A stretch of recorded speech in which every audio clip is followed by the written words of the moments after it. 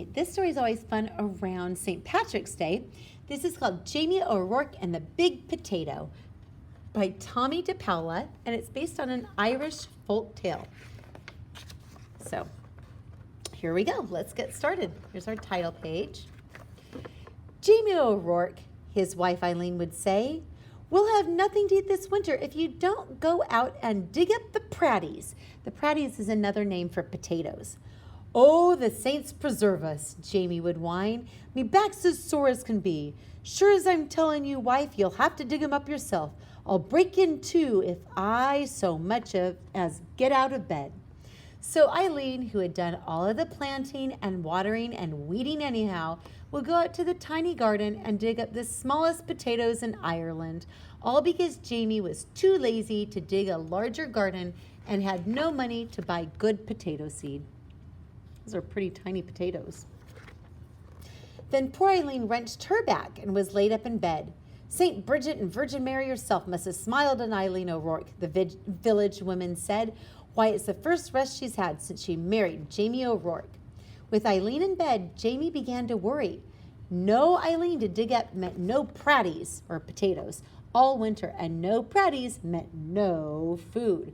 "Oh, poor me," wailed Jamie. "I'll starve to death. I'll go to church and confess to Father O'Malley. There's no telling how soon old death will be knocking on me door." So, even though it was midnight, Jamie set out for the church. He was about halfway down the hill when he heard singing and a tap, tap, tapping sound. "Sure, and I wouldn't be knowing," Jamie whispered, "but I swear it's a leprechaun."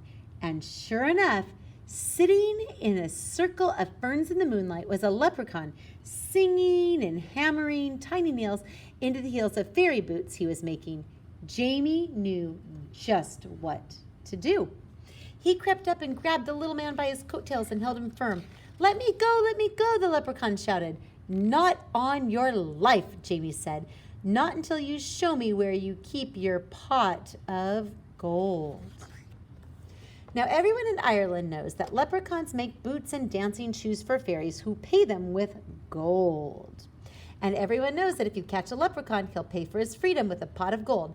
But this leprechaun was cleverer than most. "Oh, please, Mr. Mortal Man," he pleaded. "I'm just starting out making fairy shoes, and I only have 1 or 2 pieces of gold in my pot. Won't you take a wish instead?" "Why, what would I wish for?" Jamie asked. "Me, who's about to die of starvation because my wife is sick in bed and can't dig the pratties for the winter? They're such puny prannies anyhow." "Well," said the leprechaun, reaching into his pocket, "you could wish for the biggest pratty in the world. It would last all winter, and you wouldn't have to do anything more than plant this seed, water it, and wait." That sounded wonderful to Jamie.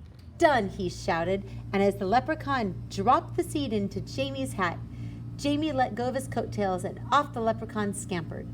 When Eileen heard what he had done, she was furious.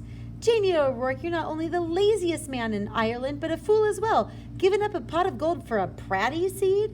"Well, I'm going to plant this seed and water it, and you'll see," Jamie said, and out he went. And faith, Eileen did see, and in no time the biggest, finest potato plant had sprouted out of the ground, followed by the potato itself. It was so big, it not only pushed up all the dirt in the garden, but the garden shed and the corner of the cottage as well. "Well, now surely it's ready to dig," Jamie said proudly. "Look how big that giant potato is. This whole thing right here is the potato." He hoed around it, but he couldn't dig that pratty out of the ground. He got a beam and a big rock and tried to pry it out. He pushed and he pushed, but it wouldn't budge. As he was pondering what to do, his neighbor passed by on his way to the village. He couldn't believe his eyes. He couldn't wait to tell everyone in the village what he had seen. And before you know it, the hill up to Jamie's was filled with villagers coming to see the big potato. That's a huge potato. Look how big that is. It's almost the size of their house. "Where did it come from?" they asked. Jamie told them about the lucky night he had caught the leprechaun and how smart he had been. "Why would anyone have gotten a pot of gold?" he bragged. "But the biggest pratty in the world, well, that took some doing. However, Did you outsmart a leprechaun? They asked at once.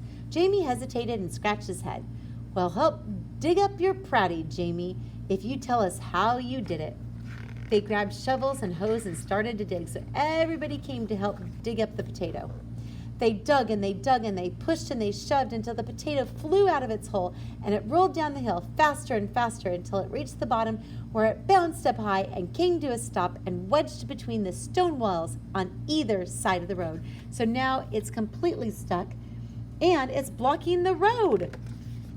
What to do now? That pratty is so big that no one, no cart, nothing can get by it. The constable, that's kind of like the police chief, complained to Father O'Malley. How is a body to get in or out of the village? What shall we do? The villagers wailed. Then they all looked at Jamie. It's your pratty. You have to move it out of our way. Well, Eileen spoke up, there's more than enough pratty for everyone. Why don't you all take some? So the villagers sawed and chopped and carted off huge pieces of potato while Jamie sat on the stone wall and watched. All winter long, everyone had potato to eat and eat and eat and eat until no one wanted to see or hear of potato again. In the spring, Jamie said, I saved a potato eye for a seed and it's just about time to plant it. Oh no, the villagers all cried. If you promise not to plant it, Jamie, we'll promise before St. Patrick and all of the saints to see that you and Eileen always have plenty to cook and eat. We don't want another giant pratty around here. Jamie smiled and agreed. What a perfect life for a lazy man. And so you see, darling Eileen, Jamie told her, I wasn't such a fool with that leprechaun after all. And Eileen had to admit that Jamie O'Rourke was right. And there's the leprechaun. The end.